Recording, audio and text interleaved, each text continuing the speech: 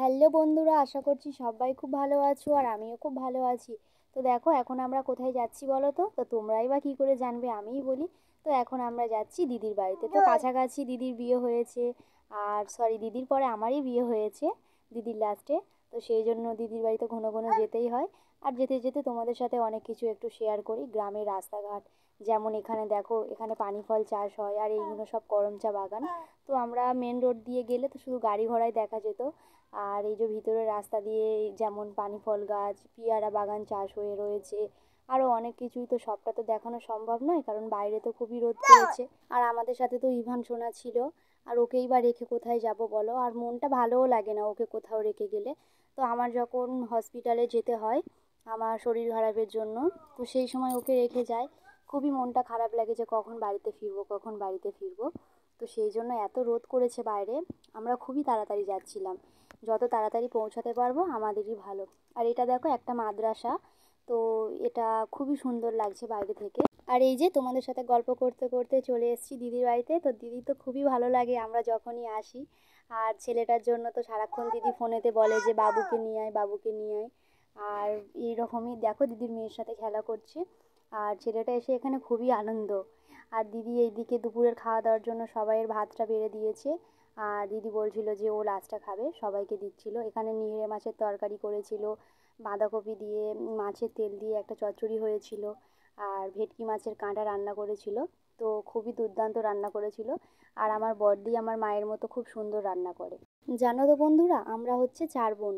আমাদের কোনো ভাইও নেই, দাদাও নেই।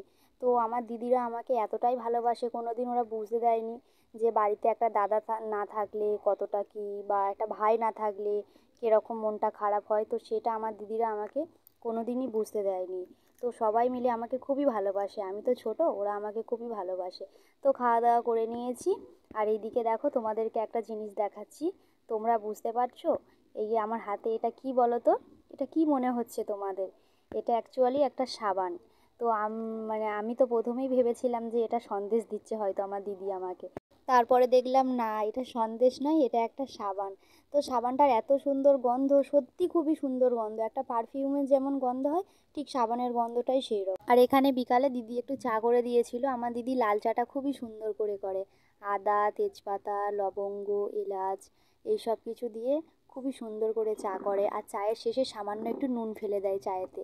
আর লাল চাতে সামান্য একটু নুন ফেলে দিয়ে দেখবে বন্ধুরা, খুবই দুর্দান্ত টেস্ট লাগে। আর আমি ভয়েসে কথা বলছি, আমার ছেলেটা এত ডিস্টার্ব করছে, আমাকে কথাই বলতে দিচ্ছি না। প্লিজ তোমরা কিছু মনে করো না, বাচ্চা তো একদমই বোঝে না। তো যাই হোক, এখানে দেখো সবার সাথে আমার ছেলেটা কত সুন্দর খেলা করছে। বাড়িতে একা একা থাকে তো। তো বাড়িতে একা ঠিক বলা যায় না, কারণ ওখানেও আছে বাচ্চা কাচ্চা আমার শ্বশুরবাড়ির ওখানে। তো সবাই প্রায় বড় হয়ে গিয়েছে, 1-2 জন ছোট আছে। তো তাদের সাথেই খেলা করে। আর সব সময় তো ওকে আমি বাইরে ছাড়ি না, কারণ আমাদের ওখানে সানের ঘাট রয়েছে 2-3টে। তো ও তো এখন সাঁতার কাটতে জানে না, ওই জন্য জলের জন্য খুবই ভয় লাগে। আর এই দেখো এখানে এদের সাথে কত সুন্দর খেলা করছে, চোখে আবার চশমা পরে নিয়েছে একজন। আর ওই দেখো ওদের আঙুলে কামড়াচ্ছে, দাঁত উঠেছে তো। এত বদমাশ ও, কিন্তু এমনি সবাইকে কামড়ায় না। এই দেখো ওর গালে হাত দিচ্ছে বলেই ও কামড়াচ্ছে, আর ও সেটাতে খুব মজা পাচ্ছে।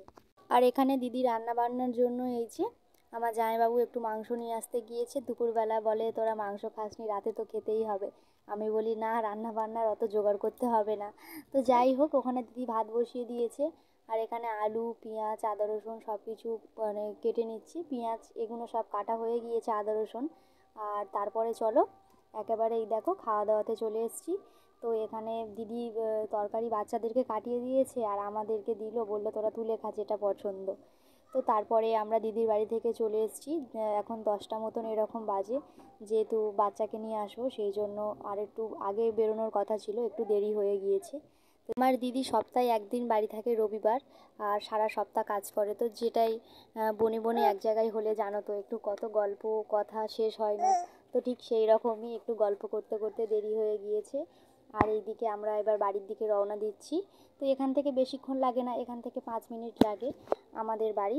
তো তারপরে এই যে দেখ বাড়িতে চলে এসেছি। আর আমার ইভান সোনা এখন বায়না করেছে, ও এখন নিমকি খাবে। ওকে এখন ওই নিমকিটা কেটে দিতে হবে। বলো বন্ধুরা, এই রাত্রিবেলা ওকে এখন নিমকি কেটে দিলে ও কি এখন নিমকিটা খেতে পারবে?